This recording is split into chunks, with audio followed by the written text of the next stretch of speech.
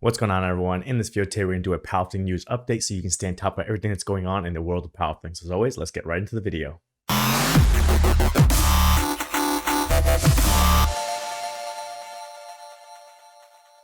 All right, what's going on, my powerlifting people? Thanks for tuning into the channel and checking out another video. And if you are new here and you don't know who I am, my name is Aaron Kamesi. I'm a powerlifting coach, athlete, referee, and meet director. So I make videos here on the channel to help out those groups of people. In this video today, we're going to do a latest news or update on what's going on in the world of powerlifting, starting at the IPF level and working our way down like I've done in previous videos, so you all can stay on top of the latest news that's going around in the IPF, in the NAPF, and USAPL, and so on. So that way, if you are a lifter and you're trying to go to these international meets, or maybe you're a coach who's coaching someone who's going to international meets, or even if you're a referee, if you're like, a Cat 2 or Cat 1 referee, you're trying to go to some of these world championships to referee, the latest news that's going on, whether these meets are actually happening or what kind of changes are occurring. So we're going to get right into it. We're going to start off at the IPF level, though nothing has really changed at the IPF level. The world championships are still planned. They're still in the same locations and the same dates. So the first one will be in July, will be the University Worlds, and then from there we have the sub junior and junior world, the classic world, bench press, and the open worlds finishing off in November. In addition, nothing's really changed at the NAPF level. I already put out a video on that the other week, going over the invitation for the NAPF and where it's going to be located, the schedule, all that kind of stuff.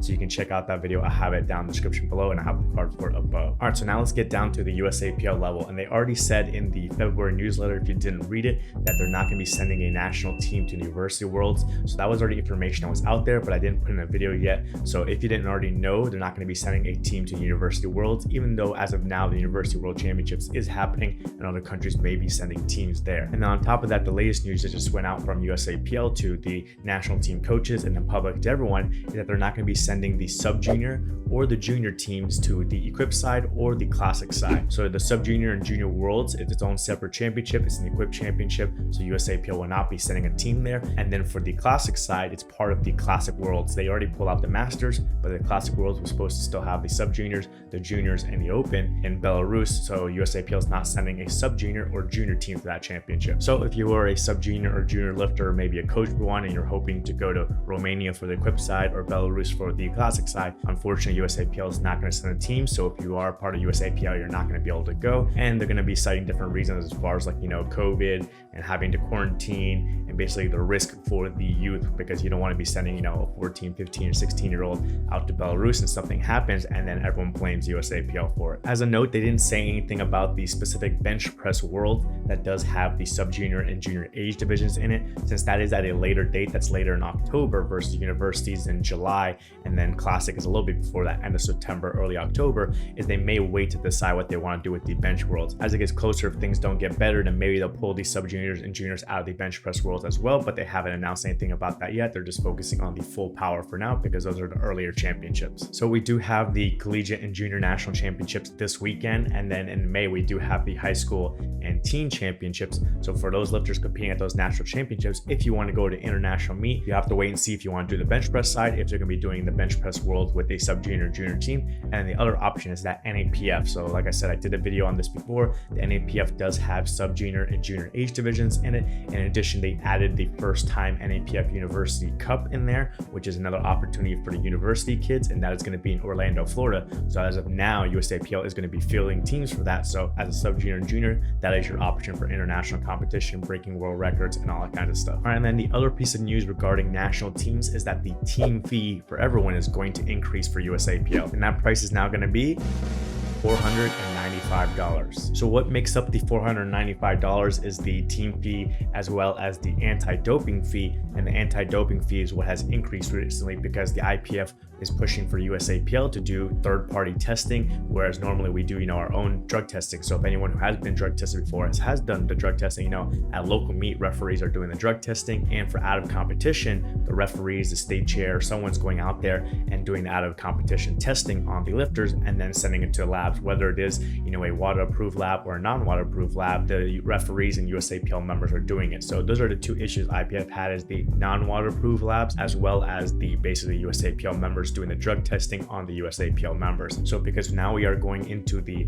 WADA approved labs and we're going into third party doing the actual collection and the testing, then the price is going to increase for that, because now we're having someone else do it. And the actual price of having a third party doing the collection and the testing and everything is about 4 to 5 times more expensive than if USAPL does it themselves. But obviously they're not going to put all 4 to 5 times that increase in price on the athletes. They're going to put a portion on the athletes, and then a portion is going to be subsidized by USAPL. So previously the team fee cost $375. Now they're going up to $495. So they're putting $125 additional dollars for the anti-doping on the athlete. So we can try and break it down into parts. I know it's really confusing between the IPF fees and USAPL fees and who's doing the drug test and everything like that. But just a brief breakdown is at the IPF level, their participation fee to enter a competition is 50 euros, but also they require a 60 euros anti-doping fee because IPF collects all these anti-doping fees and does their out-of-competition testing. They do not out-of-competition test every single person though. Some people might get tested multiple times, some people might not get tested at all. So USAPL in the past few years has wanted to out-of-meet test all their own people. So they then put an additional fee on there for you, the USAPL side, where USAPL can do their own testing. So that's why back in the day, like when I competed on a national team, the team fee was only $150 because 50 would go to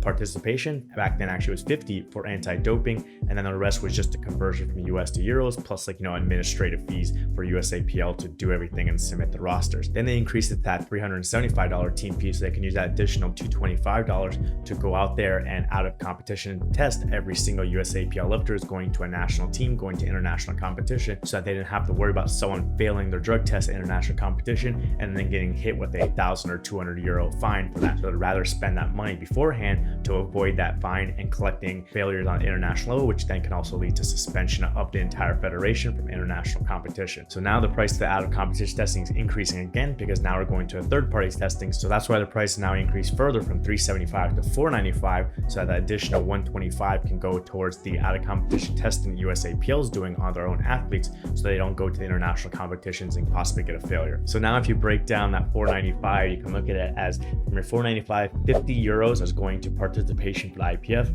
60 euros are going to anti-doping for the IPF. That gets you to about 125 to 135 US depending on the exchange rate, and then that other 360 to 370 US is going towards your USAPL out of competition testing, so that USAPL can ensure they're sending athletes to international competitions that are clean and are not going to fail that drug test. So just something for you all lifters to be mindful of if you are going to be going to a national team either this year or in the future. This is going to be the new price going forward, so be sure you're planning accordingly. As for the open and masters age divisions, as of now USAPL is not putting any restrictions on them, so they're going forward with that. As it gets closer, they'll decide if they want to send the masters team to Masters Worlds and open teams to the Classic and Open World Championships. We'll see what happens, so stay tuned for that. And like I said, if you didn't see the video for the NAPF Championship, if you want to learn all information about that, coming to here to Florida in mid-August, where you can set world records, get onto IPF rankings, all that kinds of stuff, you can check that video right here where I break it all down. And if you already saw that one and you want to just learn other powerlifting tips and tricks, you can check out my powerlifting tips playlist right here. Either of those would be good information for you to check out next, and I'll see you in that next video.